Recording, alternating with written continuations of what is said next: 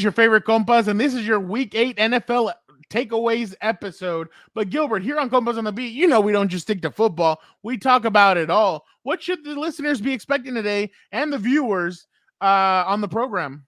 Yeah, Fernando, we got a lot of content here on the Compas on the Beat network. Of course, a lot of football. We're halfway through the season, Halloween in the rear mirror, and now we're moving forward. But we talk about movies as well. Jingle bells, jingle bell rock. No, not yet. But that will be mentioned on the program here. You're looking ahead, Fernando. But I am in the spirit. I got green on already, so we'll see. But the hot take. But no, Fernando, we're going to talk about the movie of the year. 2022 is almost over, and you're going to like the pick that I have here on the episode later today. And that's why we always leave Gilbert for last, because he is the one that creates the hot takes. He gets it rumbling. He gets us all to either put our hands in our faces like this, or we're like, okay, we agree with you. A little bit more of the first one, but you know what? Let's go to a guy who cooks up hot takes for breakfast. Let's go to Dan and Dago and see what he's cooking up for us. Welcome, one. Welcome all to another glorious Wednesday. Today not only means that you are one day closer to the weekend. No. It is not only hot day, it is also the day your favorite program drops another episode of Compas on the Beat. You already know how you doing. Keep it moving. Come grab a cold one, water, little H2O, little beer, what, vodka, what, whiskey, what, juice, whatever your drink of choice. Come on up with the lads, and we're going to have a nice little conversation for you, like always on this glorious day. We are going to get into all things NFL and how Hilberto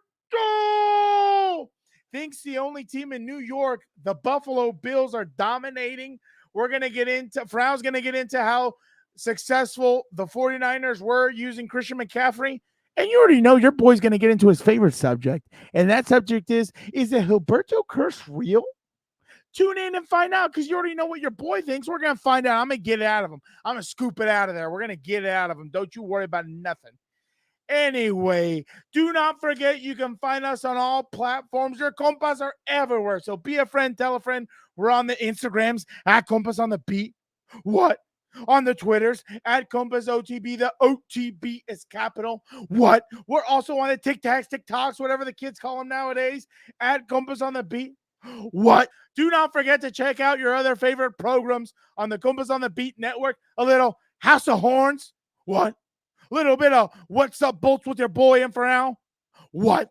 Little bit of Combat Compas. What? And then the regular Compas. Do not forget to check us out on all the YouTubes, the Apple Podcasts, the Spotify Podcasts. We're everywhere. Your boys are everywhere. Do not fret. You will find us. But anyway, cut the dilly-dally, Dan and Dago. From all the way across the hallway. Play the music, Nando!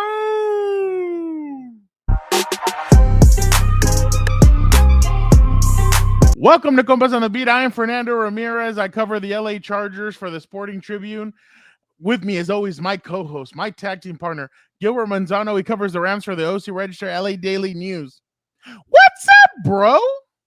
What's up, Fernando? I'm going to start this episode here on the Compas on the Beat network on a serious tone. Also, maybe a little disappointed in you, Fernando, because I felt a little bad. I was like, you know what? I'm going to start this show talking about a Halloween party, my second Halloween party of the month. And I'm like, man, Fernando, Dan and Dago, even Victor, they could have been at this party, and I felt bad. Then we get on the show, and you're talking about your own party, and I got no invite. So I don't care anymore, Fernando. You're in the Beverly Hills, wherever you were. You don't have to talk about the party, but I was going to put it out there, man.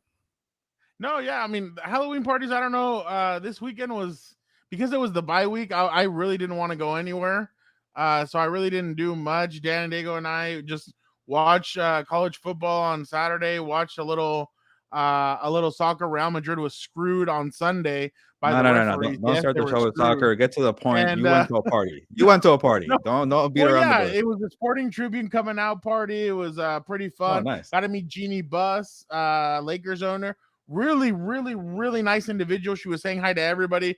You could tell at one point, I mean, obviously, like at one point you want to leave and everybody's like, hi. And so it's a lot of faces, a lot of names. she was really nice to me. She's like, "Oh, what do you do?" I'm like, "Oh, I cover the Chargers." She's like, "Oh my God, my neighbors." And I just started laughing because in a couple of years, the Chargers will be moving up to El Segundo at their new facility. And she's like, "Will you be up there?" And I started laughing and I'm like, "Well, I've been around for 10 years. What's another 2 years before they make it to El Segundo?" I'm like, "So I probably will be there." So she started laughing. Really nice, obviously. So it was pretty cool to be there. But yeah, I had to enjoy my my bye week. But how were your parties? I can't even talk about my party. You just had a nice story talking to the owner of the Lakers, Jeannie Buss, and you're just Yeah. laughing it up. You guys are probably drinking cocktails. I You, don't you're drink. oh yeah, I forgot about that. Maybe at this party you did because you're in the Beverly Hills. You're I did not. You're the Fresh Prince of Bel Air. There we go. Or the same thing I as wish. Beverly Hills. Who knows? But yes, okay. You're trying to make me turn the subject to myself, talk about myself because it is my program here, Fernando, as you know. But for my second Halloween party, I became the Witcher. Actually, I go thought you to were the Juan caption there. Gabriel. Yeah, or that one of the members of the Los Bookies, one of the old guys with the gray hair. But no, I am Gerald of Rivia, and Caroline is Yennefer of Vengerberg. There we go. I had to read the caption. You say Yennefer? Yeah, Yennefer. It's like Oh, a okay. Mexican Jennifer, right? Yeah. But yes, nobody really knew who I was. People thought I was a guy from House of the Dragon. Got a couple of vampires in there, so who knows? But I am the Witcher. And I'm also disappointed. It's going to be part of the Avocado Roast, Fernando, because the main character of The Witcher, who, I'm bad with names. I'm sorry, Fernando. But the guy who plays Superman in the DC universe, Henry Cavill. there you go. That guy was a great Witcher for 3 seasons. And they're pulling him for the nobody Hemsworth brother, the guy who's I not know. Thor. I know. Isn't that What's going on crazy? there? I haven't even watched The Witcher or anything, but like I know that Liam Hemsworth is gonna be in there, and I'm like, why? Like everybody was so like I was going through Twitter and people were pissed. At first, I thought it was going to be the actual Thor. I don't know his real name, actually, the first name. No, he's not Liam. He's Chris Hemsworth. There he goes. I thought, okay, you know what? I could see it. And then I was like, the little brother, get out of here. But I'm going on a rant here to honor the Superman, Henry. I forgot his last name, Fernando. Henry Cavill. And Victor actually just mentioned on the notes here that he's leaving for Superman. Oh, okay. I thought he already was Superman. But so basically he's coming back to Superman to do he's coming back to DC to lead the Superman genre back. Like he's coming back to be Superman. He's not bad at that, but he was really good at being the Witcher. But yeah, he inspired me so much. He inspired me so much that he made me the Mexican Witcher at the party. This guy. Gilbert, I want to commend you because honestly, I mean, when I first met you and everything to now, obviously your personalities change a little bit, but like I would never think that you do stuff like this. Like I feel like you'd be like, oh no, I don't want to dress up. So I think it's really cool that you actually do dress up. You go all the way to do it. So I definitely commend you for that because a lot of people would be like, no, but like I know a lot of Mexicans that hate dressing up for Halloween and everything. So the fact that you go 100%, you go for it 1,000%, you do it to the nines. Congratulations to you, my friend. I think that's pretty cool. But I think Caroline has a little bit to do with that.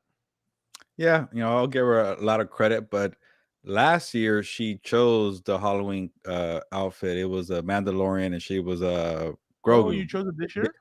That was last year. So my turn was this year to choose, and I went with the Witcher.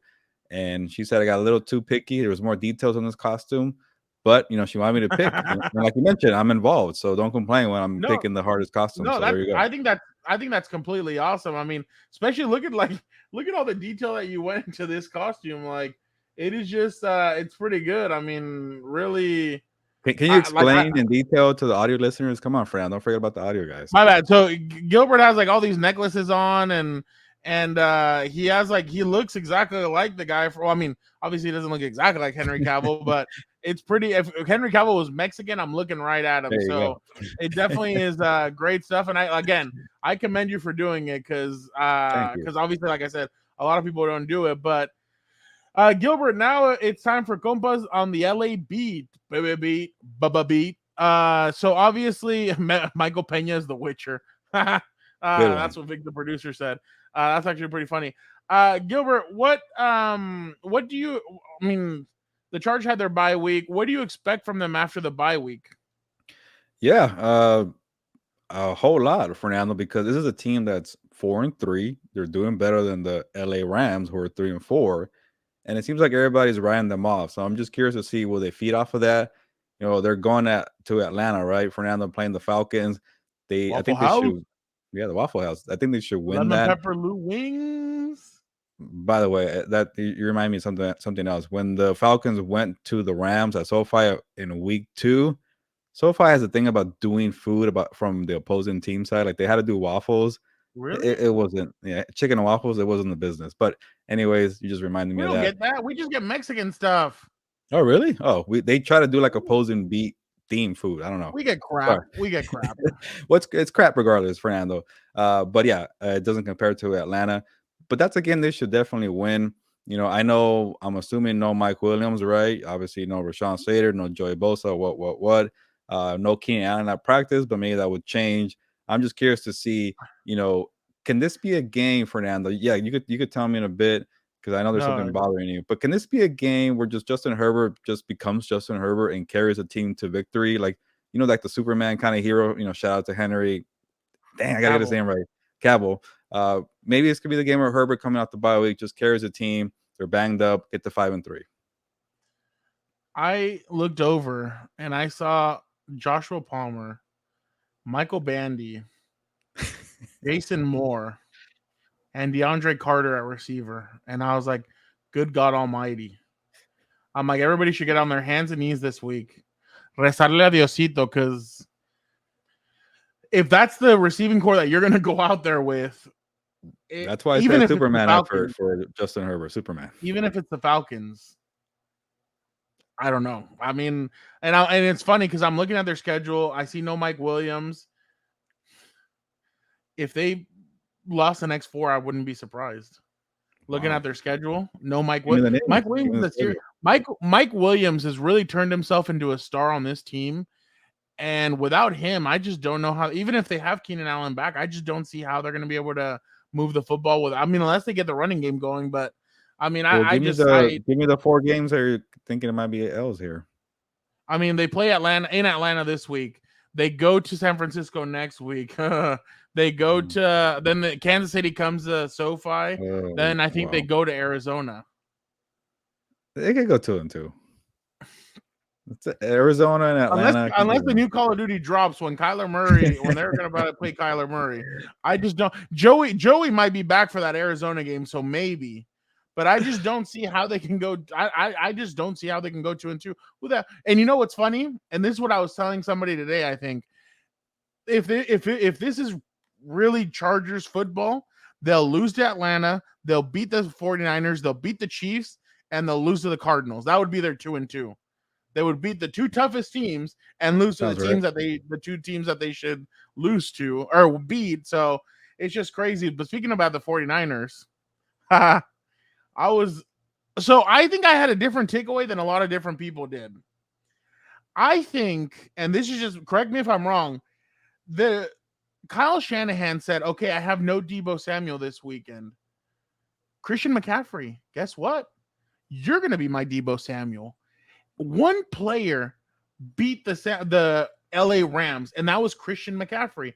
What did he do it with? His arm, his legs, and his hands. First running back since LaDainian Tomlinson of 2005 to throw, catch, and run for a touchdown. That kid was electric, but I just thought that's exactly what they did. They said, hey, Fernando, we have no Deebo Samuel. Just for the bingo card, who did the LT play for back in the day? The San Diego Chargers. Bingo. Well, hey, it was a stat that I knew, but definitely I thought exactly. Thank you. I honestly thought that's exactly what that's what the 49ers did, and the Rams just couldn't stop it. It is incredible to me that one team cannot stop one player. Like a whole defense couldn't stop one player. Because, I mean, yeah, some other Ayuk had a couple of catches. Other guys but they were literally just going Christian McCaffrey heavy the whole game, and they could not stop it. I mean, and obviously in a couple of weeks, the Chargers are going to have to face them. I'm sure the Chargers won't be able to. And it'll probably be Deebo Samuel and Christian McCaffrey. And they'll be like in semi-pro, hey, Nets, yeah, good luck stopping it. We can't stop it during practice. So I'm sure the Chargers will have a couple of hard times against those two guys. But man, they're explosive. The 49ers really did take it to the Rams, and I'm not surprised by it, but wow, like the 49ers are, and they're missing guys. Jason Verrett didn't play. Eric Armstead didn't play. Deebo Samuel didn't play. Like, man, that the 49ers might be the best team in the NFC as a whole. They may be the best team out there. Man, I'll go with the Eagles first, but they're probably the second best team out there. I really think that they have something special going. And who would have thought that if it wasn't for Jimmy G being back, they probably wouldn't be this good. But they dismantled the Rams. I was real like they blew the Rams out. And then another thing is, I've heard all this stuff about, hey, the Chargers have no fans. Did anybody watch? I thought you were in San Francisco. I heard loud cheers whenever the 49ers scored, and I heard nothing when the Rams scored. So that's why when the Rams first came out with the Whose House, I'm like, don't do it. Don't do it. It's going to come back and haunt you. And against the 4, I'm sure, did they really even play it? Did they ever go Whose House? I heard it at the beginning, and then when the game started going, they stopped playing it. But to end this Compas on the LA Beat segment here, Fernando. And then I didn't see Sean McVay celebrating. What happened? You got three takeaways from this. Wow. He wasn't fist pumping. He wasn't running on the touchdowns and stuff. Why? And you want to keep going. He let Cooper Kupp, play in the final plays of the game, and he got hurt. That was dumb. And that's why I've said when the Chargers were up or the Jaguars were up, take Justin Herbert out. That's the kind of dumb stuff that happens. And if it happens to the great Sean McVay, it could happen to anybody. That's why you take guys out. If you're getting blown out, take the dudes out. But my bad. Go ahead. What else were you going to say? Just the last thing I want to say on this, Fran, because I already covered on House of Horns. Subscribe on YouTube, Spotify, Apple Podcasts, and do the same thing on What's Up Boats. You do a great job there. Yeah, and I agree because they got beat by a one-man show. And the only thing I could explain was after they forced McCaffrey into a fumble, they couldn't recover it. Yeah. And then after that, they scored a touchdown and it became 17-14. And that's when the mindset got the best of them. They got frustrated. They remembered the losing streak. They saw all the red in the crowd. I know McVay said, it's not about the history. It's not about the history. We spoke to Greg Gaines today. He said, yeah, we were thinking about the history. It got in our minds. We're frustrated. We're beating ourselves up. And then when you have to do it with all the red in the crowd in your home crowd, George Kittle went on his phone or whatever on San Francisco's social media account saying, we're at SoFi South. Like they know they own that whole area there. So yeah, they're done with the 49ers series this year, unless they play each other in the NFC title game. I don't see it, Fernando. But this is going to be a thing next year. You got to get over this 8-game losing streak in the regular season. And it's a mental weight that they're carrying on the field every single time they play against Kyle Shanahan. And you're an interception away from them of going to the Super Bowl. And it would have been Bengals 49ers. So, I mean, it's one of those things. But, yeah, I get what you're saying. But it's just crazy. But, Gilbert, now let's jump over to Compas on the NFL beat. What was your biggest takeaway from NFL Week 8? Yeah, there's a whole lot going on. But as you can tell, I am stalling. Oh, okay, I got the take here. I had to check the rundown real quick. And you won't like this take. Yeah, the Eagles are nice. They're 7-0. They're a good team. Jalen Hurts is proving week after week that, he's a good quarterback. But he's doing it against these kind of mad teams. Again, they're new on the block. No, you're not the best team in the NFL. You know who's the best team by far in the NFL is the Buffalo Bills. And I don't care that they lost one game to the Dolphins. It's weird, but it was a weird game and they were banged up. When this team is at full strength, nobody has a chance against the Buffalo Bills. They are the best team. And I'm saying this as a takeaway because we've been through 2 months now, September, October, and they're the best team in the NFL. I got to see more from the Eagles. They're just too new to me. I haven't seen them do it in the playoffs. This Bills team is determined to make up for last year, and they just toyed with Aaron Rodgers and the Packers. And I saw a lot of memes, saying that, Josh Allen is taking the torch away from old man Aaron Rodgers. He's the best in the NFL right now, and it's between him and Patrick Mahomes, definitely. It's incredible to me. I mean, this has been a weird NFL season. This is my takeaway. It's been a weird NFL season. Tampa Bay looks dead in the water. So does Green Bay. The Rams don't look as strong as they were. The the Atlanta Falcons are the division leaders in the NFC South. How about that The game? Minnesota Vikings are the leaders, and by 3 games in the NFC North. You're seeing the Giants are 6-2. The Jets are 5-2 or 5-3. 5-3. Okay, yeah. So you like it's just crazy what you're looking at all around. But that I agree. I'm gonna mix mine with yours. I do agree with that though. The Buffalo Bills are a very strong team. But let me get to like the main strong point of all this is what? They keep on getting Josh Allen weapons. They're not stopping. Over the weekend, what did you hear? Alvin Kamara has been in discussions with them. They were in the Christian McCaffrey talks, supposedly. They've been in talks all around to try and upgrade their weapons. What I would be looking for is a tight end, though. If I was them, they need a better tight. Well, Dallas Knox, or whatever. Dawson Knox is not bad, but not that bad. I would try and upgrade. But they keep on getting them weapons. I don't know why teams stop getting their quarterback weapons. You need better weapons to upgrade for these guys, and that's what they've done. They got Stephon Diggs, Gabriel Davis. They have all these guys, and they keep on going and getting guys. And I'm just impressed with the Buffalo Bills. They don't stop, and they know right now that they have a clear avenue for a championship with everybody looking weak except for the Kansas City Chiefs. But and you already beat them, so I'm really impressed with the Buffalo Bills, and like you said, they dismantled the Green Bay Packers last night. Gilbert, the Seahawks are 5-3 after beating the New York Giants on Sunday, and they're sitting in first place thanks to Geno Smith. Do we need to apologize and give him flowers for turning his career around in Seattle? Yeah, I'll keep mine brief because I know you got some hot takes on this one. Definitely on Team 3. By the way, I really enjoyed your thank you letter from Sierra. Yeah, or I forget. There we go. Go ahead. You want to sing it? Not keep fresh. No, it's okay, whatever. Real quick, this was a interesting game because it was between the Seahawks and the Giants, and I was very unsure about both teams. I'm like, okay, the winner of this game, I'll buy in. I'll say they're good playoff teams. They're, I wouldn't say Super Bowl contenders, but they'll be in the mix, maybe divisional round. And it's the Seahawks for sure. Geno Smith is playing lights out. Well, maybe I shouldn't say lights out, but he's playing really, really well. And I'll take the L here. I pretty much, dances and all that.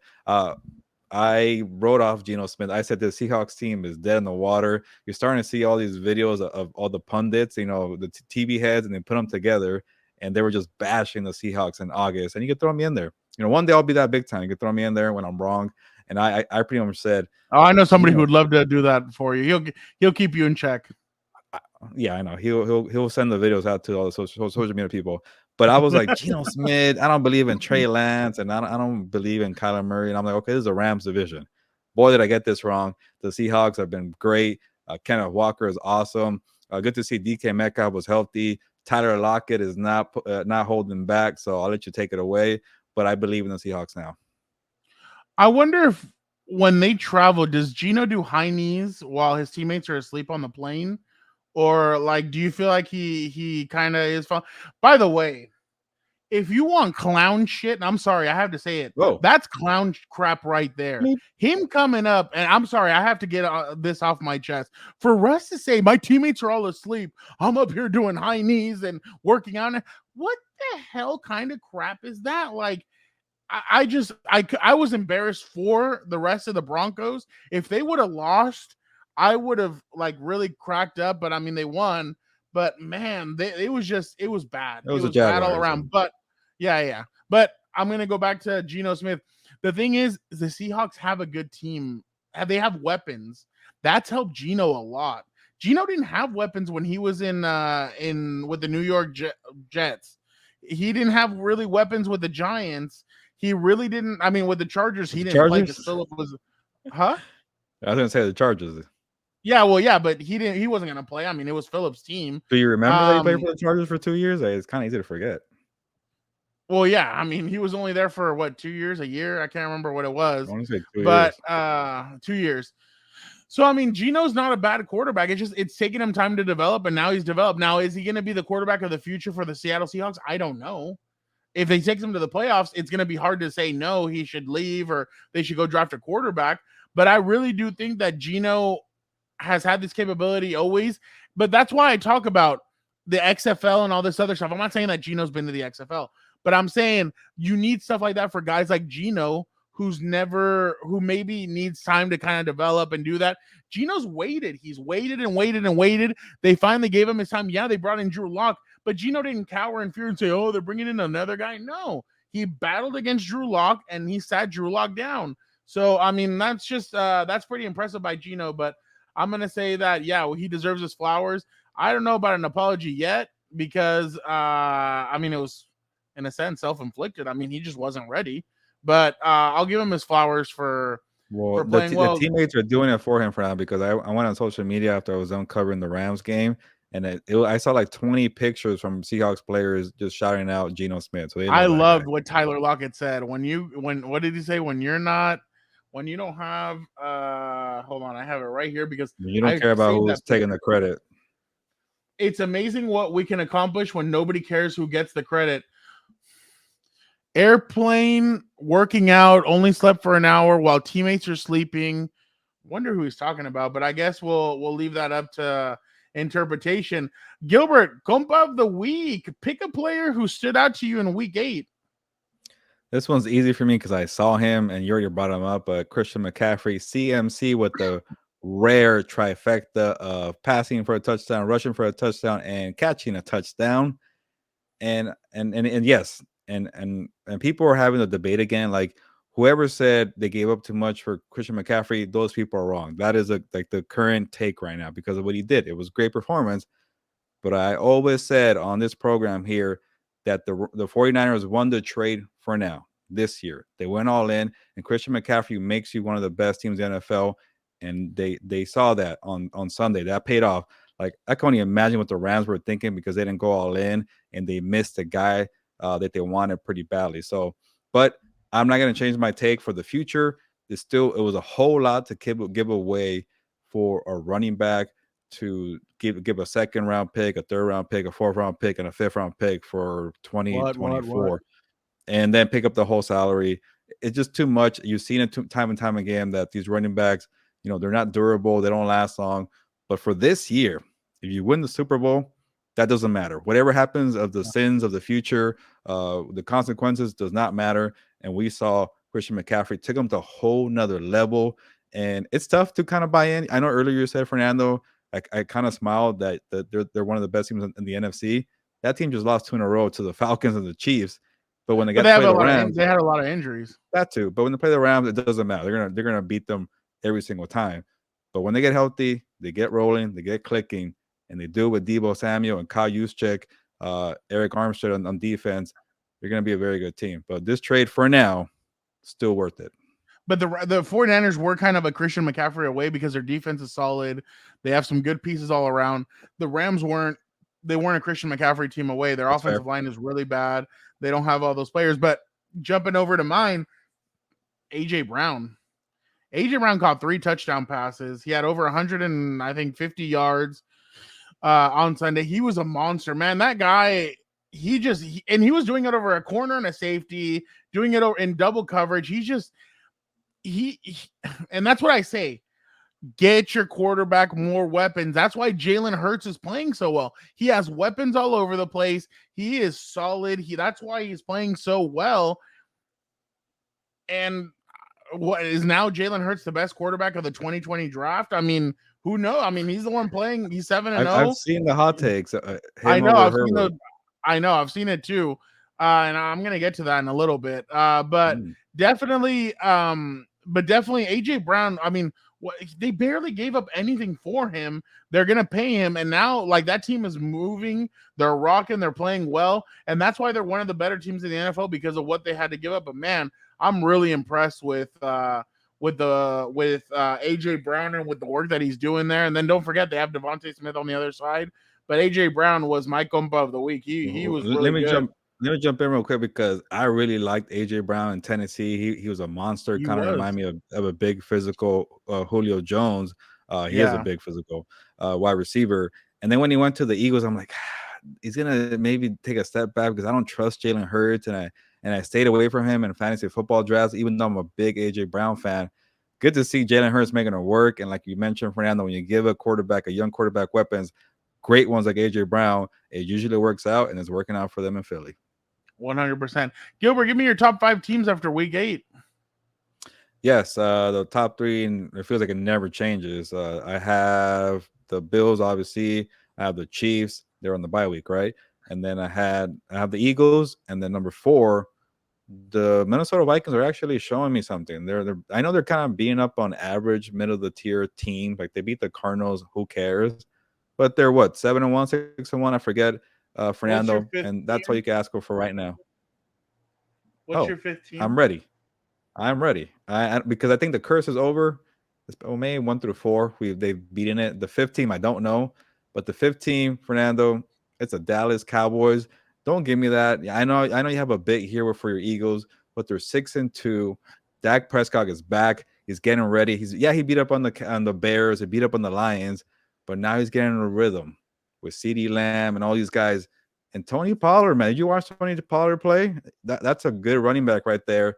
The whole Zeke thing is a weird factor, but yeah, because Dan was screaming all Sunday because he had Tony Pollard on his fantasy team. So you know I what know he did. Exactly. Yeah. And then they have a good defense. You saw Michael Parsons get that fumble return. It's a good team, Fernando. And Dak Prescott didn't play in that first game as the Eagles, so we'll see. Go ahead. Sorry, you got me going because your little expression on your face. I'm gonna go against what I said. An undefeated team is the best team right now, but I'm gonna have to go Bills 1, Eagles finally. 2, Chiefs 3, Vikings 4, 49ers 5. That's a good list. Reason why I put the Bills in front is the Bills dismantled these guys. Like they're like dismantling everybody. I mean, the only one that was pretty close was the Chiefs, the game against the Chiefs. The one against the Miami Dolphins, I don't even like consider it because that was one where Ken Dorsey went ballistic and he started hitting his monitor and everything. So that was just mistake after mistake. I don't buy any of the other. I mean, I don't buy some of the other stuff, but yeah, no, I think the Bills are the best team in the NFL. But now, Gilbert, it's time for a rapid fire. Let's go with number 1. We need an air horn. There you go. Bill Belichick continues his dominance over the Jets. He has now beaten them 13 consecutive times. Gilbert, is he an average coach without Brady, or is he still an elite coach? No, get out of here. I'm going to bury you, Victor. You can't say he's an average coach, but I know you need a hot take here. Sorry, Victor. No, he's a great all-time coach here. He's a legend. But it just doesn't feel like a real victory after what happened to the Jets with the injuries with Breece Hall and Elijah Vera Tucker. What? It was a fun ride, Jets, but you're right. The train stops here. You're not going to do anything. Sorry. Did I answer the question? I don't know. Yeah, they're going down. But nice win for the Patriots because Bill Belichick is a great coach. Don't call him average. Sorry. He's an all-time great coach, but without Tom Brady, he has looked average. He has been average. Yeah. He just got his ass kicked by the Chicago Bears last week. Justin Fields went crazy on his defense. Have some respect for the legendary coach. No. Don't call him average. He's not average. No. I said without Brady, he's been average. Look what he did in Cleveland when he was the head coach there. He's been an average coach. Without Thomas, Patrick, Edward, Brady Jr., he has been an average coach. With him. Oh, but you asked Dan and Dago. It's all about the coaching, apparently. No. Dan says it's both. All right. The Commanders have won 3 consecutive games, Gilbert, and are 2-0 with Taylor Heineke as their starter. Should Washington go back to Carson Wentz when he's healthy, or should they stick with Heineke? Who cares? I don't care about these 2 quarterbacks, but I am surprised that they actually have a 3-game winning streak. I don't know what teams are they beating? The Commanders. There's no losers in the NFC East. Nobody has a losing record. I guess, but ever since I called that our boy Ron Rivera about that quarterback comment he had, he's like, you know what? I'm done with you people in the media. I hate you guys. We're gonna win, and Ron Rivera is doing that. But yeah, no, stick with Taylor Heineke. Carson Wentz is terrible. Get him out of here. Yeah, I'm with you. I think Carson Wentz should take a page out of Geno Smith's book, kind of take a back seat for a couple of years. Maybe in a couple of years he could land back, but I think he's going to be a backup quarterback for a couple of years. Not a bad backup quarterback to have, but yeah, I'm with you. Stick with Heineke. Falcons are in first place in the NFC South, like I mentioned earlier, like everyone predicted. Also, should we give them more attention, or will they fade away once the Bucks wake up? One of the funniest memes I saw last week was you know that thing with Paul Rudd where he's like, look at us. Who would have thought? And the Panthers and the Falcons playing for first place at NFC South, and what a game! Overtime, DJ Moore taking off his helmet, getting the penalty, which was a BS call. That was BS. But the question is here, no love for the Falcons. It's just really bad division. They're okay. They're feisty, but they're not gonna do much here. But good thing for the Buccaneers that they're still in this race here. But who cares? But yeah, look at us. Before the season, I told you, watch out for the Falcons. Not because I thought they were going to lead the division, but I didn't think they were going to be as bad as as a lot of people thought they were going to be. I thought they were going to be competitive. I didn't know they were going to be this competitive. They're leading. I don't think the Bucks are going to wake up. I just don't see that. Like, you can't just instantly wake up and jump up. I don't know who's going to win this division. I don't know if somebody wants to win this division. Huh? Come on. Pick a team. Who's going to win it? No, I'll still go with the Bucks, but you think the Bucks are really going to wake up all of a sudden and start beating the down teams? I don't know, but I think we could see a losing record in this division going into the playoffs. Yeah, I wanted to put you on the hot seat. I wanted to see what team you would say. I'll still go with the Bucks. I think they're going to have to come away with some win. So I just don't know. I mean, who knows? Maybe they beat your precious Rams this weekend. Who knows? Where's that game at? Are you going to Tampa? Not my precious. Is it in Tampa? Yeah, but they're not my precious Rams. Take that back. It's in Tampa? Oh. I said take it back. I'm sorry. I'll take it back. No, that's gonna be a dangerous. But I'll be at Tampa Bay, and it's pretty much a desperate game for Tom Brady and Matthew Stafford. Yes, I know it really is. But right. Feel bad for me. I got a 6 a.m. flight across the country, man. I'm tired. Oh, do you really? Yeah, Tampa Bay. What time do you get over there? I get there like at 4 p.m. East Coast, but yeah, I've been dreading all week seeing the layover and the early time. And yeah, Dan Day is gonna get mad at me for complaining. But what was that? Where do you lay over? Oh, Phoenix. So warm. Well, at least you get to sleep from Phoenix to Tampa Bay. Yeah, there you go. Now then maybe I'll be doing some high knees like Gino. I mean, there you go. Hey, that's all you need to do. That's all you need to do. Just be like, hey guys, I need you all to go to sleep, and then start doing in the rows, just high knees. Yeah. I mean, just start doing your exercises. Gilbert, if you're the Jets, do you stick with Zach Wilson the rest of his rookie contract, or look for a quarterback this upcoming off season? This is year 2, right? My rules, I give him at least 3 years. It's too soon for that, and he's the number 2 overall pick. You can't give up on the kid that soon. But when there was Joe Flacco in there, this passing game was much better. Garrett Wilson had a connection with Joe Flacco. That's not a good look, but give it a chance with Zach Wilson. I'm with you. I give it a chance with Zach Wilson. He needs to figure it out. If he doesn't figure it out, if you're still up and down halfway through the year and it looks like you could make a wild card, then maybe you make a switch. But I just think you need to let Zach Wilson figure this out. The best way to learn is by being thrown in the fire. So I'd let him continue learning. Gilbert, my Eagles are 7-0, and people still don't see them as a real threat because obviously the schedule that they played has been kind of soft. Do you think that's fair or foul? I'm those people, right? I just called them out 10 minutes ago.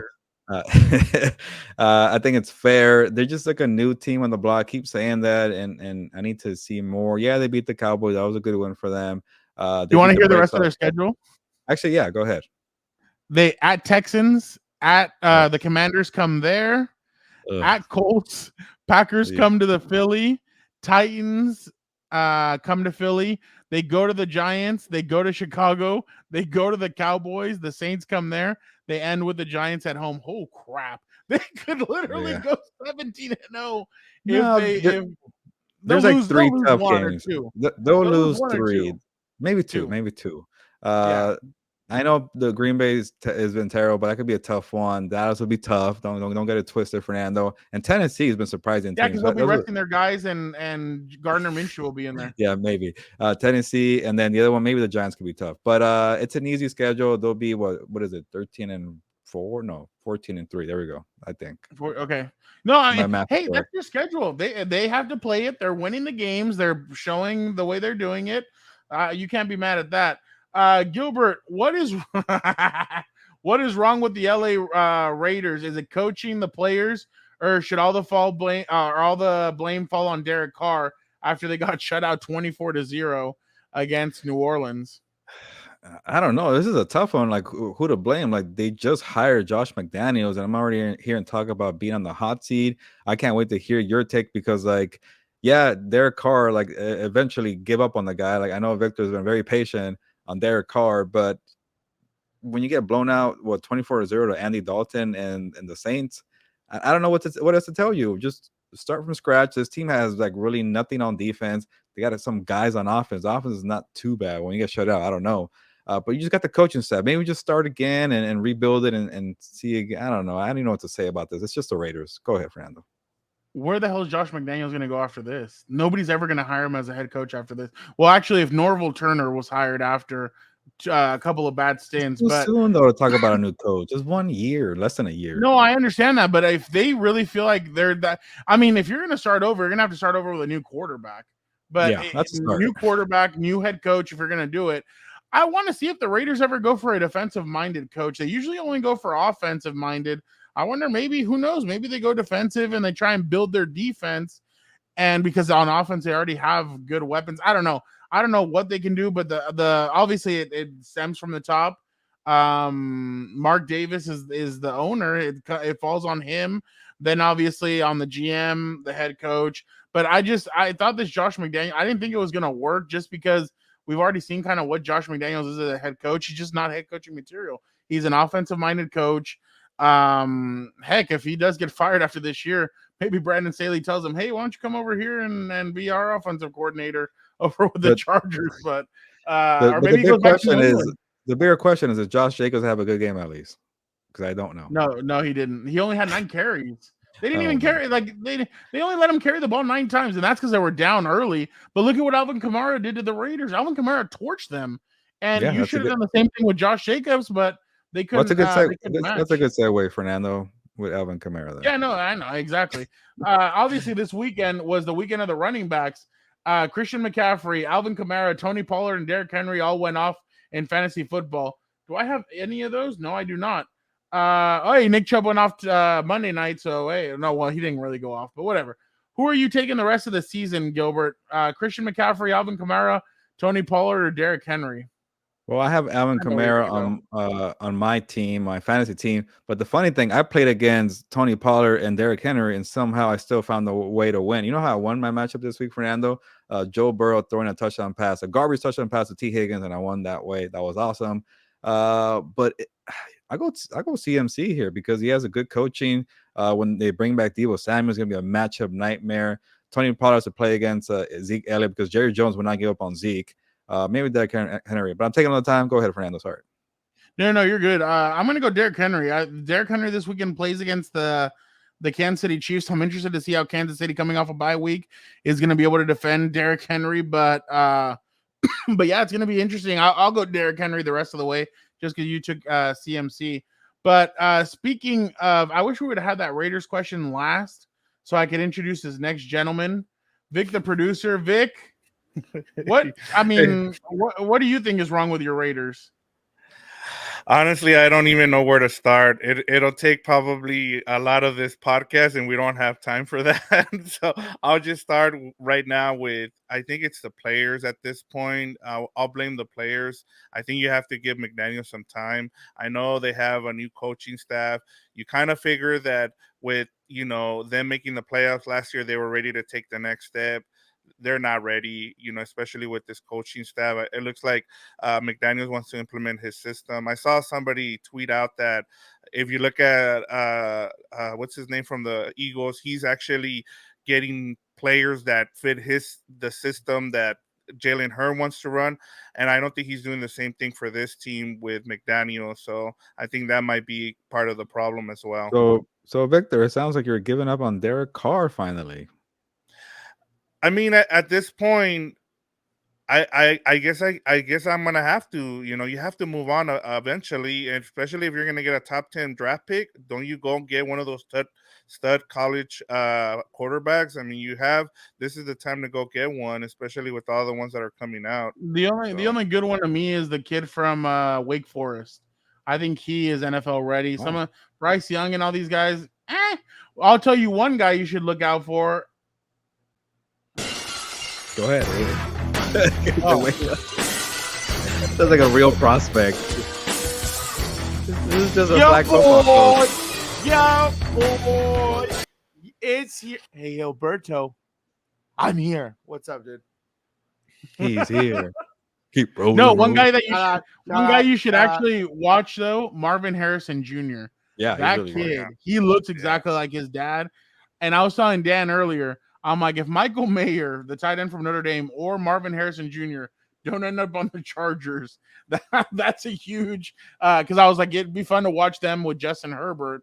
But you know how I am, Gilbert. I'm always going to push an offensive playmaker when the draft comes. Well, yeah, but remember Marvin you kept pushing for Jalen Waddle. Jalen Waddle, 2 more touchdowns last week. I just want to say real quick, shout out to Frau for holding him accountable of his beloved Rams. I thought the Chargers, Frau, were the only ones with problems with fans. Apparently not. So because I cover the team, they're beloved by me. So can I say for Fernando, he's beloved. He beloves the Chargers because he's been there for 10 years. No, my brother doesn't always pick them. Then we asked you at the beginning, who do you think's going to make it back?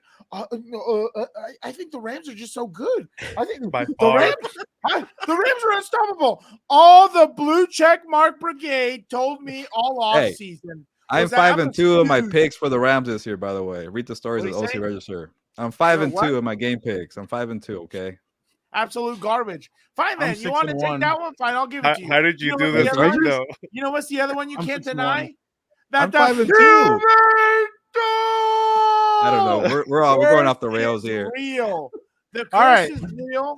We're on All Hallows Eve today recording. The curse is real. They're screwed. You have to worry about another curse. Talking about your Chargers you have to worry about another curse. Sheesh. You need to worry about another curse, Dan. That's currently around your team. Yeah, he gets one bye week and he forgets all the mayhem that occurred with his team for the first 6 games. Whatever. Why do you have to remind me of this garbage? Do you understand? All right. That? I'm trying to behave. I want to ask you those things. What was your week 8 takeaway? Mine mine is I think people are already burying the Tampa Bay Buccaneers and Tom Brady. Tampa Bay, as Fernando likes to say. I think we need to kind of check and see who they're playing the rest of the year. I mean, that NFC South is pretty terrible. And then one more thing to keep in mind, guys, before we start doing this and we look at history, especially with Tom Brady, what he's done over his career, every time he's the ultimate underdog. Whenever you think he's done, he somehow revives like the Undertaker. He comes out of nowhere and he leads his team to the Super Bowl. So my takeaway is remember who they're going to play once they get to the playoffs. Are you going to trust Tom Brady over Daniel Jones, Geno Smith, any of those guys? Who are you going to pick over? Even Jimmy G, are you going to take Tom Brady over Kirk Jimmy Cousins? G? Kirk Cousins, that's another guy. So remember, guys, before you start getting that shovel and putting the Buccaneers away, remember that Tom Brady always comes back in the playoffs and somehow, some way gets his team to the Super Bowl. That's why I said I still have them winning the division. But all right, Dan, what is your takeaway from this week? My takeaway is this. Can we stop calling your boy Dan and Dago crazy? Can we stop calling Dan and Dago a caveman? Can we stop calling Dan and Dago a Neanderthal? Because let me tell you something. My Pythagorean theorem is correct, my guy. Once again, the Bills have demonstrated that if you have a great front 7 and defensive line, your DBs can be hurt and interchange them because you don't have to worry about that. You have 6 guys trying to block 4 and they're still getting sacks on Aaron Rodgers, my guy. I don't know what else to tell you. I don't know how else to You make know the them Bills are a believe. pass-heavy team. That goes against their whole philosophy. Diego. I reclaim my time, Mr. Chairman. Thank you very much. If you have a dominant front seven, your DBs can be okay, even if they're backups, if they're at least competent. You see what I'm saying? Linemen lead the way all the way, my guy. We agree on defense, but the offense is still pass-heavy, okay? That's why they can't win. That's why they probably won't win. Okay, you just gave them credit, and now you're destroying them. Okay, whatever. No, because the thing is this, right? There's going to come a point where you need to kill the clock. Are you going to kill the clock running QB counter?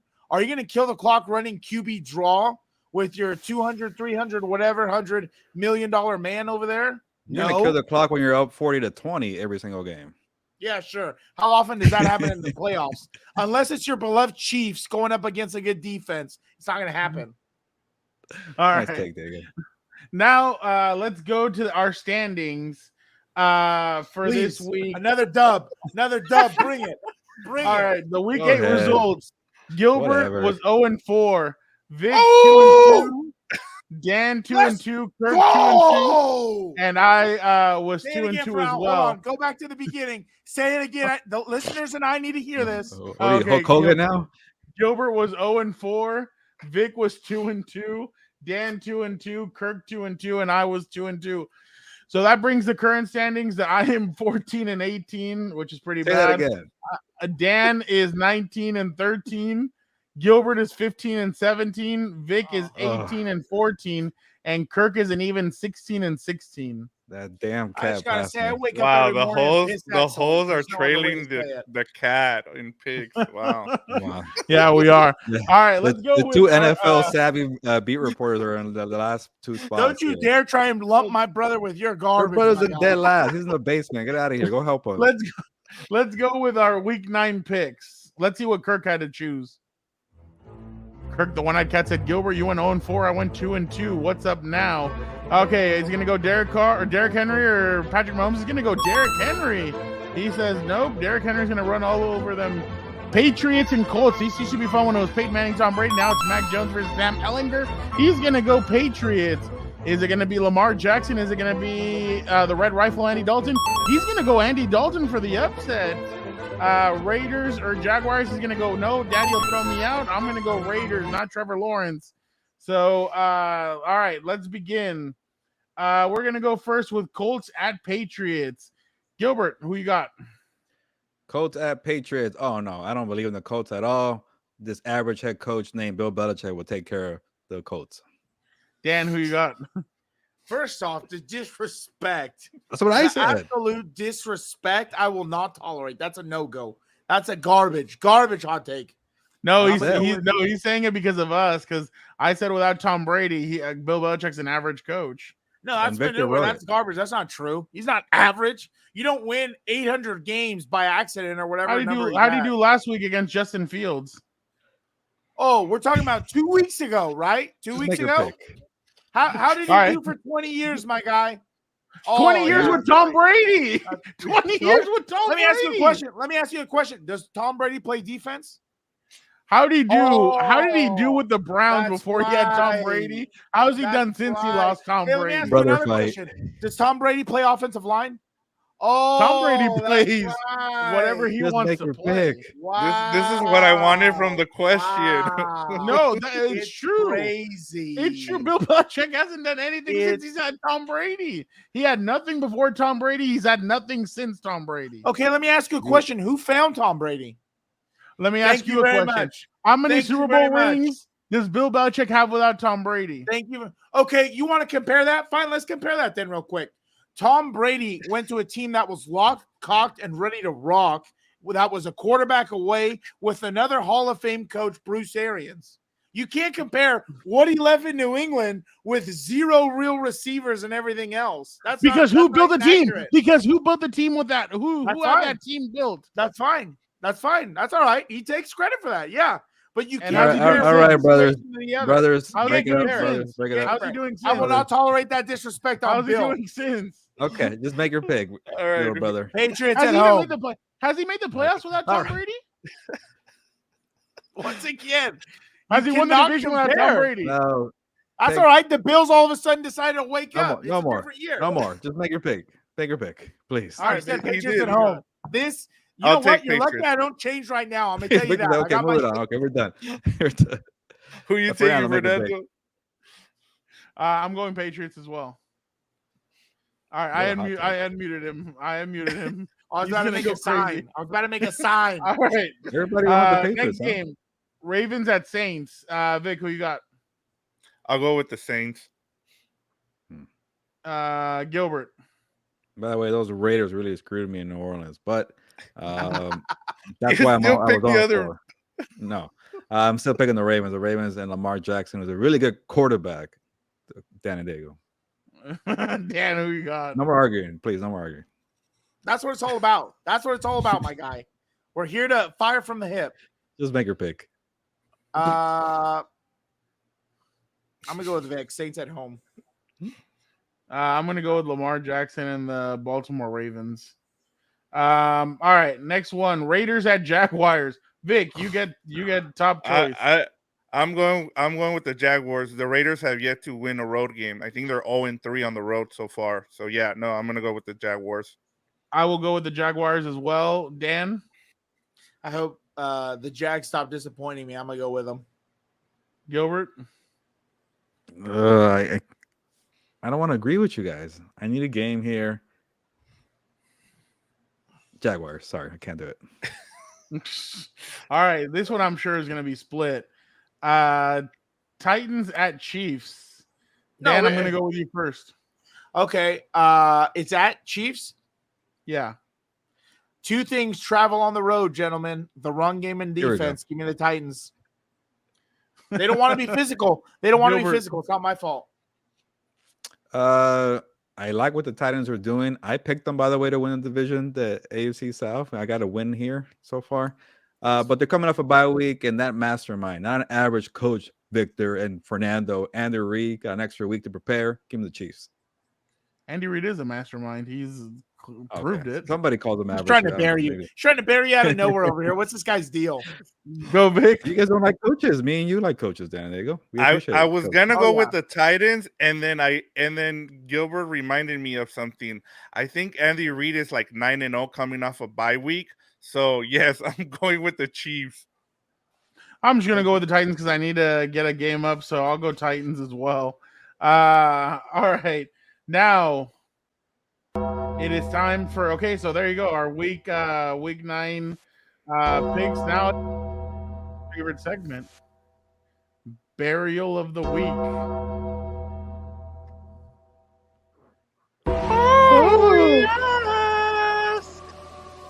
Oh yes. And Okay. here's where Gilbert does the hiker taker. Roll. Alright. I hate every week that he does this. All right, Vic. The best Let's taker. start off with you. What? Who are you gonna You bury? You should rank our takers, by the way. Sorry. Oh, that is a No. good one. We should. So for me, it's gonna be people who don't return their shopping carts to the car rack. I You're a almost Justin got Herbert hit- fan. Yes, I didn't know this story until you told me about Justin Herbert. But yes, this weekend I had to go to the grocery store twice, and both times somebody left their cart in the middle of the parking lot and almost hit my car 2 times. And I'm just like, people just return the cart. It's not that hard. Either park right next to the car rack or something, but please, be nice, kind of like we used to do back in the day when we used to have to rewind the videotapes back. If you ever had a VHS, From please Blockbuster. return your cart back to the rack. So we Just should do charge us, people. If you don't put the cart back in where it belongs, you should charge people. Look at Yes, this dictator over here. That's what they did with the little Something. rewind things. You didn't put it back. They The charge little you. rewind thing. Thanks, big Whatever they're brother. called. All right. Yeah, no, that's a good one. Let's go with Dan. What do you want to bury this week? Okay, I got 2 real quick. Yeah, there we go. Yeah. Oh, you're gonna put this one first? That's fine. This to me is absolutely disgusting. To the audio listener, it's a video of the Lakers in the locker room throwing water after starting 0-5, right, and getting their first W the Yeah. other night. This is absolutely disgusting. I was going to say Jerry West. No, what was the owner's name? Jerry Buss. Oh, it was Jerry. Okay. Oh wait, Genie Bus now. Well, no. Jerry Bus, Jerry, right? Dr. Jerry Bus. Yeah, Just- Jerry You Bus just hung is out with rolling Jeannie in his Buss and you forgot the freaking. name. Excuse me, reclaim my time. Thank you. Dr. Jerry Bus is rolling in his freaking grave. This is absolutely disgusting. You are one of the most winningest franchise in history. You already get crapped on for tying the Celtics during the COVID year, and you're celebrating W's. This is such a reflection of society that we celebrate mediocrity. This is just disgusting. But they're celebrating I can't stand Darvin it. Ham's first win as a head coach. Hey, my guy, I don't care. He has 5 losses in front of it. I don't care. It's absolutely disgusting. This is a I agree with result-oriented you, business. Daniel. You got to win, especially in LA. It's absolutely disgusting. It's too much. That's It's the too over the mentality we top. have now. There's too You much don't need grab a- ass. That's the mentality. It's good There enough you to go. be there and show up. Here's my Yeah. other burial. He's trying to interrupt me. I'm not gonna let him I distract agree me. with you. I I'm not- agree. Okay. I thought you were trying to Okay. distract me. I've seen No, you it's like distract me it's just too sometimes. much for one win. Just get in a circle, clap it up, and call it a day. That's it. That's it. That's all you got to do. Hey, congrats, coach. Congrats, coach. Let's come back to work tomorrow, bro. It's freaking garbage. That's What do soft. I know? Exactly. What do I know? That's soft. That's soft garbage mentality, dude. So the other one, real quick, because I already used most of my time. Halloween ends. Stop with the grab assery, Hollywood. Literally and figuratively. Stop it. It's terrible. Stop making these remakes. They're all garbage. They abandoned the formula that made them successful and famous and just put a bunch of manure in there. I hate it. Stop it. Leave our beloved movies alone. There you go. I yield my time. Gilbert. It's a good little segue for me because Halloween ends. I think you're talking about the actual Halloween holiday is over, but you meant There the you go. movie Michael Myers. Yep. It was terrible. Terrible. I did not watch it. I respect the review. I don't know why I have a weird echo here. Say something else for now, so we get rid of the echo here. What up? There you go. Oh, I got more time. I got more time. No, I'll okay. do it. I just want to make sure that my microphone is perfectly clear for this because yes, Halloween is over. So I'm gonna remind people, it's November 1st. Do not start the Christmas music just yet. I don't want to hear Christmas music Jingle for the next bell time. It's No, the no, for the swell next 2 months. time No, to rock no, don't do around. it. Fernando, stop. It's Wait. November 1st. At least wait until after Thanksgiving. Show Thanksgiving the sign of family time, some respect, and wait What? for that. Don't put up your holiday Christmas tree, your lights, and drink your little mocha coffee, whatever they're called. I don't want to walk into Starbucks and get in my Americano He and doesn't want red cup. hearing the Christmas music. I don't want And to. I red don't want to cup. hear Mariah Carey. Mariah, get out of here. We were not ready for you until November 28th. Don't do it, and don't call me a Grinch. I'm wearing green right now. I'm in the spirit. Just don't play the music. I'm done. Dude, You can tell he's on Zoom calls during the pandemic, for all you guys that don't know, Uncle Joe Reedy on November 1st would start playing Christmas music up until Christmas, and you could see Gilbert's head just drop. Uncle Joe Reedy would be laughing the whole time, and it was just hilarious to see that Your happen. first mistake is going to Starbucks, my guy. Go ahead, Vic. I have someone who does this, and that is my partner, Megan. You see how I have the Halloween thing up? Yeah. If she was home, it would have been Oh. gone by now, and it would have been Christmas stuff. Like, Don't give me a she little gets tree in the into back, Victor. No Yes. trees. Yo, yeah, it's coming, man. Like, and luckily she doesn't come Next back. week. She's in Europe, so she won't be back for another wow. week or so. Yeah, so she won't be back. So in about 2 weeks, Gilbert, expect a little Christmas tree behind me. Just show respect to Thanksgiving. Just wait till Thanksgiving's over and then do Look- it. I don't need an Look at extra his month. please. All right. Look at his please. He means it. I'm He's desperate. so All right. upset. My turn. Oh, okay. Emmanuel Acho, I have a Oh. bone to pick with you. This is the laziness that we see in TV today. Is that these guys just go, they print out, hey, producer, print me out all the stats on what happened. They look at the stats and they see, oh, Justin Herbert threw a pick. He didn't do that well. Okay. Tua Tagovailoa, 3 touchdowns. Oh, wow, 350 yards. Yeah, maybe Tua's the best one. Let me give you the quote.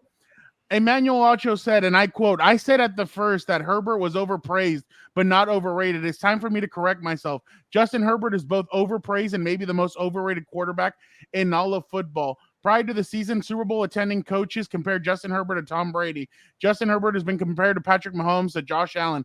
Justin Herbert is 19-20 as a starter. Justin Herbert, we thought you were going to be great. You were stunting on Joe Burrow. You were stunting on Tua. Remember, Joe Burrow's first year in the league, he gets hurt. Justin Herbert throws for more yards than we've ever seen. Tua's first year, he was arguing with Fitzpatrick. Then they gave Tua 2 top flight receivers, and both Tua's receivers are now top 5. Then we see Joe Burrow with Jamar Chase and T. Higgins. Joe Burrow's second year, he went to the Super Bowl. When we were playing field level, we could finally assess everyone for who they really are. That is, to me, the most idiotic thing I've ever seen. I even saw Mina Kimes from ESPN jump all over Acho saying, what are you talking about? Like, everything I've seen from Tua's underthrowing most of his guys. Dan and I watched it against Detroit. He's throwing it. It's underthrown. Tyreek Hill's able to adjust and make the catch. Waddle, same thing. Now, if you want to go after against the Charger organization for the way whatever is happening, okay, don't go after the quarterback. This has nothing to do with Justin Herbert. It is the system that Justin Herbert's in. It's a lack of receivers. A lot of guys are hurt. It's not Justin Herbert. Justin Herbert is a great talent. This guy right here and I have seen it. We saw it during practice. We've seen it live. He is a great quarterback. Now, when you talk about those other 2 guys, I'm sorry to say, those other 2 guys have better receivers than what Justin Herbert has. Just being honest. Yeah. Just being honest. Tyreek Hill and Jamar Chase are better than both Keenan Allen and Mike Williams. Keenan and Mike are still very good. No, they're still very good, but they're not at that. They're not at that level. Those guys are game changers at receiver. I think you're right. It's garbage, and this is why I hate TV. Like, well, watch Compas on the Beat. We're not like that. We're different. Okay. No. I'm gonna promote the company here. We don't have these dumb garbage hot takes just because we want clicks. That's all about the viewerships and the clicks. Exactly. And every single week they just see the court. Like, I'm gonna hear it tomorrow. Joe Burrow was terrible against the Browns. Oh, Joe Burrow's overhyped. He was the worst thing. Jalen Hurts is so much better. Every single year they change. It went from Burrow to Herbert to now Jalen Hurts to somewhere in there. Whatever. And I think this draft class is kind of Elway, Kelly, and Dan Marino-esque. I feel like all 3 quarterbacks are good. It's just they're different. But this guy just wants to bury Justin Herbert. I've seen it. I've been around the organization. I've seen it before. I've seen the trajectory. I've seen what's happened. Justin Herbert's not in the right system, and not in the right system. It's just he's injured. He has his rib thing. The receivers have all been injured this season. At one point, I was telling Dan, at one point, that Monday night or that game against the Seahawks, he was with Michael Bandy, DeAndre Carter, and Jason Moore out on the field. Dude, not even Tom Brady could go down the field and win with that. Like, it's hard. But I mean, obviously, they're just gonna go with hot takes. I tell you guys, these guys just go to the producers, hey, print me out the stats, and they start looking through the stats and they go, oh, okay. They don't watch the games. Come on, they don't watch all the games. And now that they got so many people fired up and it got a lot of clicks and views on their social, this Herbert hot take, he's gonna keep going back to the mill and the well. There you go. Keep doing it all over again. But to me, it's just don't give it time of day. Is what I'm trying to say. It's dumb. No, I know, but I mean, I just had to do it once because to me, I think Justin Herbert's an incredible talent. I've never seen anything like him. Joe Burrow, I think, is an incredible talent as well. Tua, I'm still trying to figure out because I mean, and I'm just gonna be honest. If you put Justin Herbert right now in Miami, they would be killing it as well. I mean, it's one of those things. But to me, to bury Justin Herbert is just idiotic. Because I think Justin Herbert really is one of the better quarterbacks in the NFL. But it's just right now with all the injuries and everything happening with the team, it's rough to win, and it's going to be tough moving forward. Go ahead, Victor. No, and I'll say this. I think part of the problem is that there was such high expectations for the Chargers this year that I think people who picked them are so disappointed that they're taking it out on Justin Herbert, who doesn't. They're like, okay, we've already blamed the coach. We blamed the offensive coordinator. Who's left to blame here? And so now it's like, okay, we're the guy that we all picked to be the MVP because I picked him, but I'm not gonna come on here and tell you guys, well, it's Justin Herbert. What I saw Justin Herbert do in Week 18 against the Raiders, like, just blew me away. I was like, this guy is the real deal. Like, you build around him, and like Fernando has been saying, get him weapons. And I get it. It's not his fault that, Williams and Keenan Allen have been hurt this year, but eventually you need to get, and I hope he doesn't get frustrated. I hope at one point he gets frustrated to the point where he's like, look, get me the guys I need or else I'm going to leave. So make sure you get me the weapons that I need, and they listen to Fernando. Don't scare Dan and Diego now with that. Honestly, I wouldn't even blame him. But it's like we talked about last week. Vic and I took flack over giving real perspective on Patrick Mahomes and the Chiefs. Like, that's reality. People ignore the situations around some of these players sometimes, that they're not an easy plug-in. You're trying to put a square into a circle hole, dude. It's not the same. That's why you can't compare Tua to Justin to Patrick and all these other guys. It's not the same situation. But we're in that though, where people try and compare other people. Just let Justin stand on his own. And that's the thing. They always compared Rivers to Roethlisberger and to Eli Manning. They always compared Marino and Joe Kelly to, hey, they haven't won any rings, but John Elway did. Like, it's always going to be like that. They're always going to compare the draft classes. But it's funny that nobody talks about Jalen Hurts really when it comes to that draft class, because Jalen was also in that draft class. No, but Gilbert, go ahead. Now. I was going to say they're talking now. I'm seeing all the hot takes about Jalen Hurts. And yeah, he's doing really well. But the thing I was going to say is, like, it's kind of incredible how many weapons all these quarterbacks have. Yeah, maybe Herbert's a little tad behind, but Devontae Smith, AJ Brown for Jalen Hurts, Waddle and Tyreek Hill for Tua, Jamar Chase, T. Higgins, Tyler Boyd for Joe Burrow, and then Mike and Keenan for Herbert. So they're well with the weapons, but yeah, every situation is different, and let the guys just play, and enough with the rank. But I mean, but to be completely honest, if you look at the Bengals, when they're missing Jamar Chase right now, you could tell it's a difference. But when all three receivers are in there, those three receivers are so electric. Yeah. They have three. The Dolphins have three too. I think it was 14 Waddle and Hill. 14. Well, don't forget Gesicki. Gesicki also is a high tight end. Yeah. So he has three also. Yeah, exactly. And then Waddle. But Herbert doesn't have that third guy. That's the thing.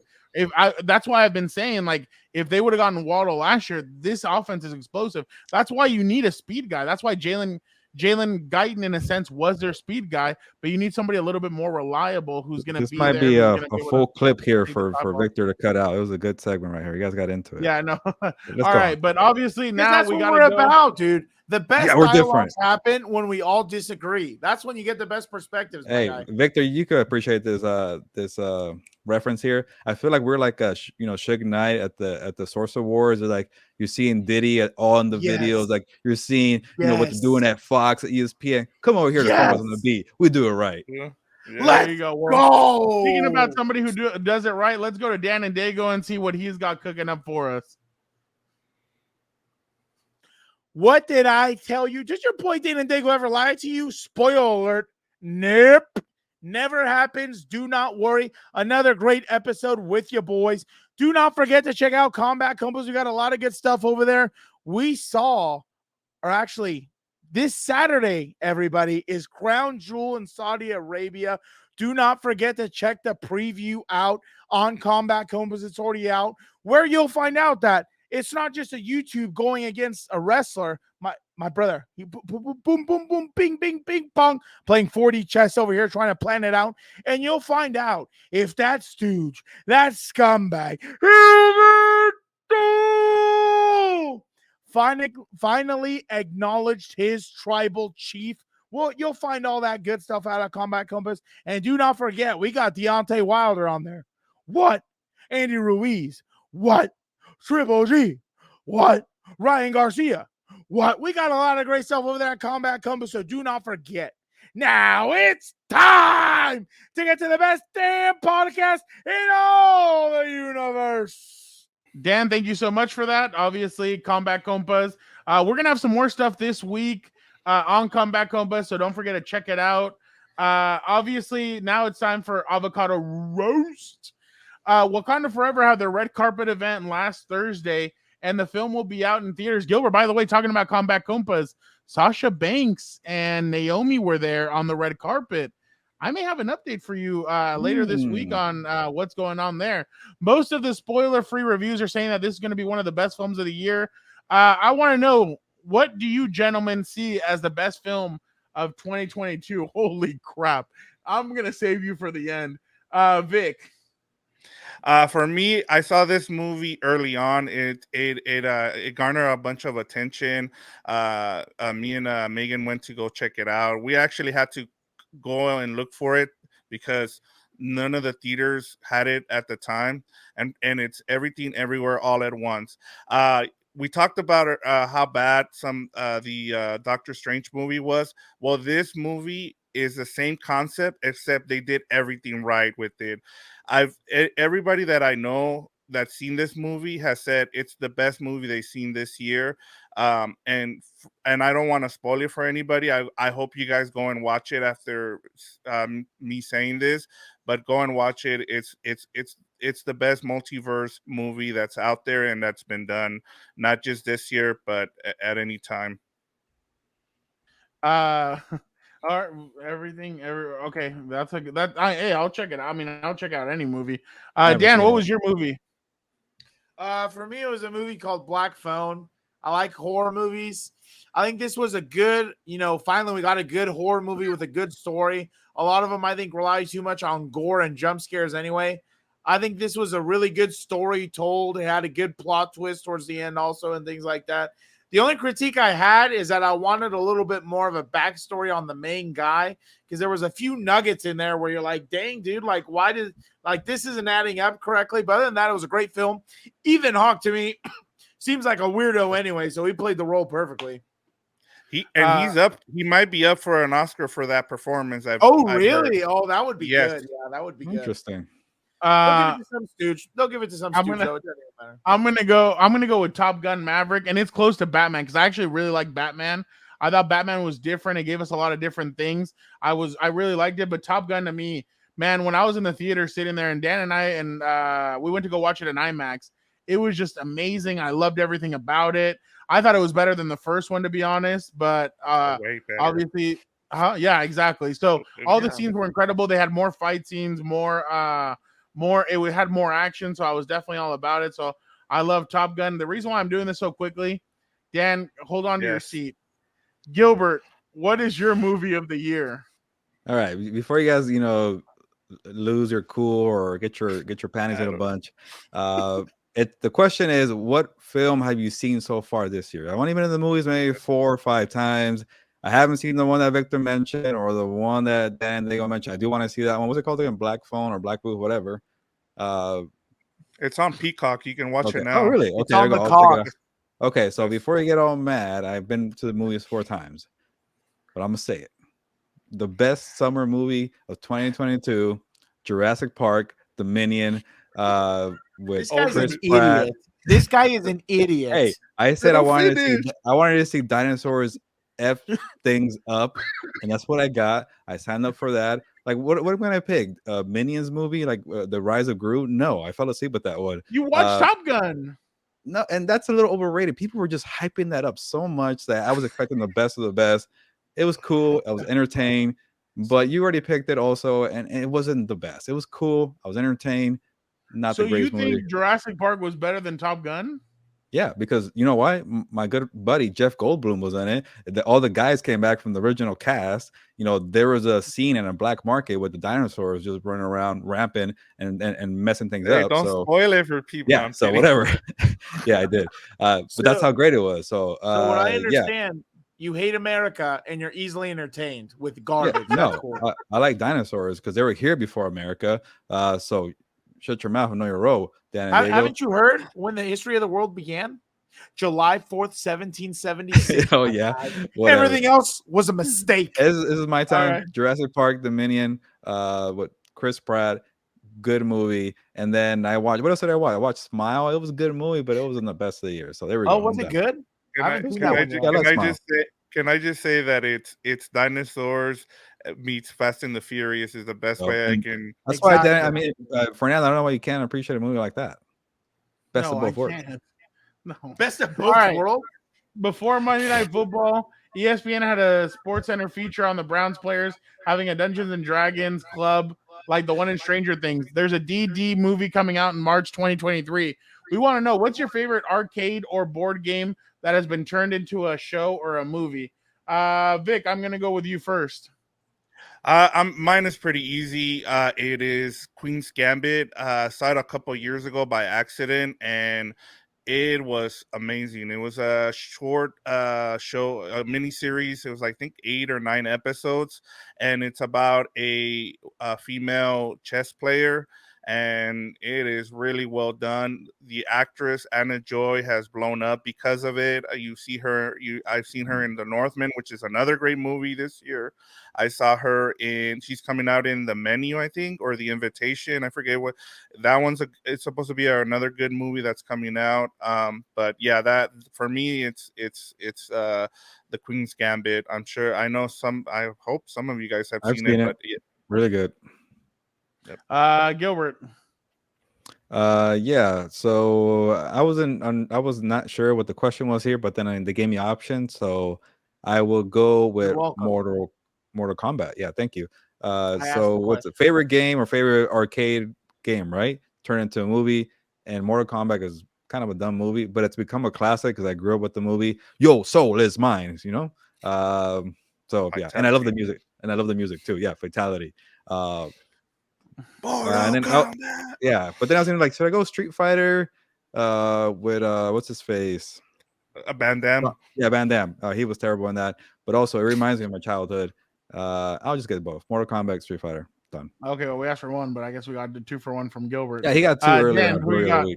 We get it. I'm gonna disagree with you real quick about The Northman. I think it could have been good, but it failed. It was just weird. Some of it was just so weird. It had cool, like, Shakespearean things in it, but the ending and some other weirdo stuff, I wasn't into it. So I'm not going to go into detail, so I won't kill the whole time. But I'm going to go with Tag. I love the movie Tag with John Hamm and I'm trying to remember the other guys. Jeremy Renner was in it. And okay, the movie was hilarious, dude. I think, seriously, if anyone's seen the Sherlock Holmes movies, I love the way in Tag they have that same breakdown like Sherlock Holmes does before he does anything. So it was hilarious. I love that movie. He's talking about the part where they punch people. He's like, I'm gonna calculates it before it happens. He sees it happen before it happens. It's a shame Kyler Murray can't do that on the field. Also, is that the one with the guy from New Girl and then the guy from the Avengers? Yes. Oh, I seen that. I saw on a plane. Jeremy Renner. Okay, it's okay. Hawkeye, put some respect on his name. That's a good one, actually. Okay. No, I mean, like that's a good game to make into a movie. Yeah, it was hilarious. Good, clever. I'm gonna go with Jumanji, the original one, though. Yeah, the original Jumanji with Robin Williams, Kristen Dunst, and the butler from what's it called? From Richie Rich. I can't remember his name right now. He's a good actor. Yeah. He was the dad. Yeah. He's the dad. Yeah. So I think the original Jumanji is a great movie. The one with The Rock and all that, I guess it was all right, but I like the original with Robin Williams. I think it's a great movie. It's really well put together. So I'm gonna go with Jumanji. You know what's funny? The way, I didn't. Oh, my bad. Go ahead. No, go ahead. I was gonna say I didn't know that was a real game until we were in lockdown. I saw the memes and I saw it in stores, and I'm like, oh God, I guess this is real. Oh yeah, somebody's like, is somebody playing Jumanji? Yeah. What were you gonna say, Vic? No, I was gonna say if you watch the end of Jumanji 2 with The Rock, we might get, if there's a third one, we might get them putting the original with this one together. So Please that'll no. be. It won't be the same. Stop it. You need Robin Williams. The two guys that I miss are Robin Williams and Bernie Mac. There's so many roles where I'm like, either one of them would have killed it in this role and that role, boom, and I'm like, in this role they suck. But those two guys, RIP to both of them. Vic, anything else before you head out? No, I was trying to think of anything that I've seen lately, but no, just looking forward to Wakanda Forever. Can't wait for that movie to come out. And and Wednesday comes out the weekend of Thanksgiving. I forgot to tell you guys. Wednesday, okay. And then you can play Christmas music after that. Dan, anything before you head out? Let's see. Anything before I head out? Probably a trap, but let me just say this real quick. I did have something. You know what? I'm just gonna say this. Gilberto is such a curse to every program he follows and picks. He was 0-4 last. I don't get why he keeps going with that. You got to tell your brother that the Chargers were still doing poorly after I left, but whatever. Oh, now we Okay. want to talk trash about my team again. I was not disappointed this weekend. And then instead of actually enjoying that the rival Rams of the LA crosstown are doing poorly, he's taking shots at me. Whatever. Because it's true. Get out of here. Nice little bit there. All right, Gilbert, it is now time for una más. So obviously, Gilbert, I like giving you the best of the best. Gilbert, what did you think? So we're gonna grade Halloween costumes. You're gonna tell me yay or nay. Oh, what okay. did you think about Myles Garrett's Walk it like a talk it, walk it. Halloween costume? Walk it like a walk it like Copyright a music there. I really like that because I was a Vecna earlier this year, but I will say that my Vecna was better. So if we're doing 10 scale, what are we doing here? Percentage? Yeah. walk it like a talk it, walk it like a talk it. Just Walk say yeah to whatever. 8 out of 10. 8 out of 10. Okay. And by the way, for people who didn't see, this was Gilbert's. There you go, Gilbert. Just so if people didn't see, that was Gilbert dressed as a Vecna. Yeah. If you're an audio listener, go check it out on YouTube. Oh yeah, go check it out on YouTube so that you can see Gilbert's costume. All right, let's go next with John Wall from the LA Clippers. John Wall. Gilbert, I'm going to see if you remember this scene and what movie this is from. Oh, Blue Streak. Yeah. That's one of my favorite movies, man. Yeah, I love that movie. So he dressed up like Martin Lawrence when he goes to the police station and steals an ID from a cop. He's the pizza guy. Hot pizza coming through. Yeah. So John Wall's costume is hilarious. I honestly, that's pretty good. I recommend you guys going and seeing this. Oh, one of my favorite movies. So underrated. Tango, so Gatos, and El Pantalones. Oh, yeah. Luke Wilson at the border. That is a great scene. Gilbert, Pascal Siakam is 50 Cent. Oh, okay. This is it's an interesting one. Okay. By the way, ranking the other one, that was a 10 for John Wall. Creativity had it all. I don't know. Like he kind of looks like a really skinny 50 Cent, but I can see it. He's pulling off pretty well. So I would give it a 7 out of 10. This is the third Okay. on the list. Here. Let's see. All right. Now let's go with Lane Johnson, who imitated his teammate Kelsey, Jason Kelsey. He imitated his teammate. This is a good one. This is hilarious. What would you grade this one? So yeah, my bad for the people listening. Jason Kelsey after a game was shown in sandals, jeans, and a backpack that kind of swings around. It's not really a backpack; it's one of those like man purse things, and a duffel bag, a satchel, and he has a green shirt on, and that's exactly what Lane Johnson wore up to the T. So it's hilarious. Lane Johnson reminds me of the guy from The Hangover, or the satchel. With the hair. I know he's going for Jason Kelsey, but this is pretty good. It's good to make fun of your teammate. He got the sandals going on. He got the rugby T-shirt and the man purse. Spot on. This is a 9.5 because I still like the John Wall one much better. Gilbert, the what's it called? The Indianapolis Colts receivers decided to dress up. Michael Pittman was Captain America. Paris Campbell, Spider-Man. Desmond Patman was Iron Man, and Alec Pierce is Thor. This is a 3 for sure. I don't like Avengers, the Marvel Universe. This is terrible, and I could have been a lot strict here because of giving them a 1, but they're struggling right now with a bad quarterback. They can't get footballs their way, so I will give them a 3 here. This is terrible. All right, let's see. Oh no, I'm gonna go with this one first. CJ Mosley, Gilbert, before the game, before he goes out in the tunnel, he has a brain mask coming out. What do you think about this, Gilbert? Let's see. He's doing the voice?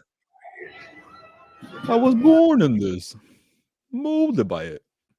Look at that. Uh, That's pretty awesome. He gets points for doing it and the walkout. And I think he was trying to talk, right? With the voice. Yeah. I wish he had the full getup, but I get it. He's out there in uniform.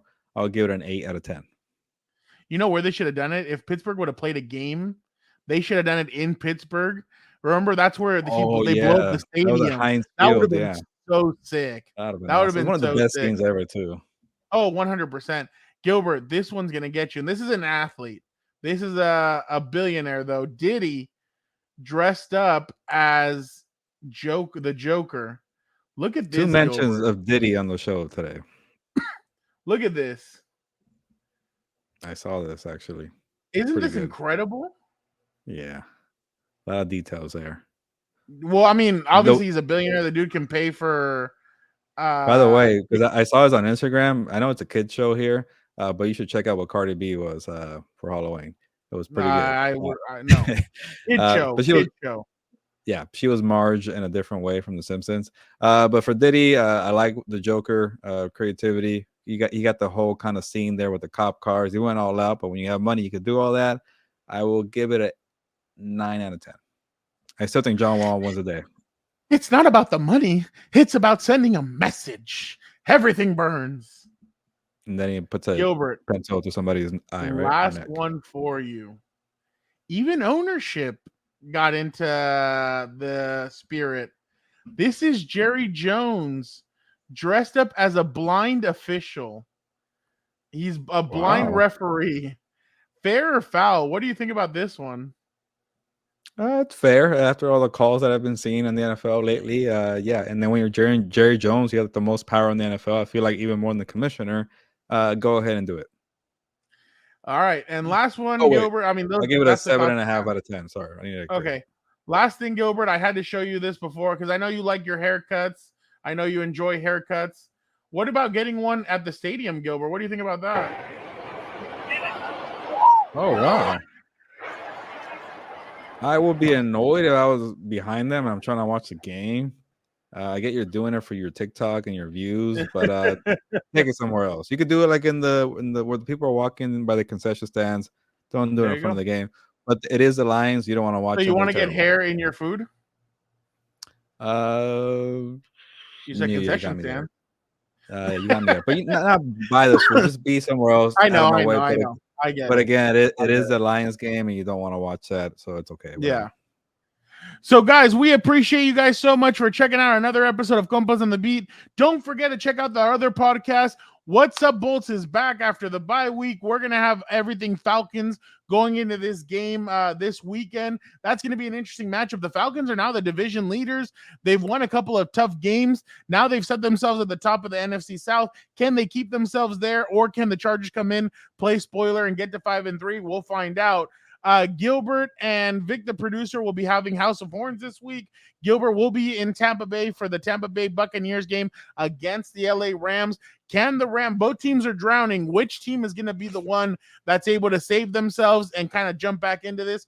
Which will be the other team? I think they're both 3-5, if I'm not mistaken. 3-4 Rams, 3-5 Buccaneers. Okay, yeah. So which team is going to be able to rescue their season?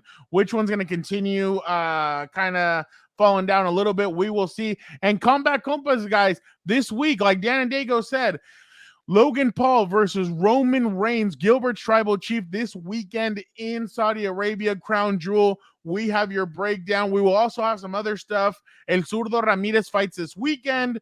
And could CM Punk be headed back to WWE? I will answer that and more on Combat Compas. Don't forget to check that out. Guys, we appreciate you guys so much. Be a friend, tell a friend, subscribe, comment, like, do everything. We appreciate you guys so much. We're trying to build this network for you guys so you guys can have more content. You guys want to hear about Gilbert talking about combat? That's why we built Combat Compas. You guys wanted more Dan and Dago. We gave you guys What's Up Bolts. You guys wanted more Rams talk. Vic, the producer, and Gilbert are now on that. So obviously, guys, we're doing this all for you. Thank you guys so much for checking it out. Gilbert, you got anything before we head out? No, this might be the longest show we've ever done. 90 minutes here on the program, but it was a great show. And if you want to take something away from this show, is to remember, hold off on the Christmas music. It's November, but wait until after Thanksgiving to start playing that Mariah Carey music. Please do it for me. I know you care about me. That's Rocking around Christmas tree, Gilbert. We gotta get out of here because it's Christmas. On that note, time. ya nos vamos. Hold off on the music, please, please. Ya nos vamos, pues, vámonos.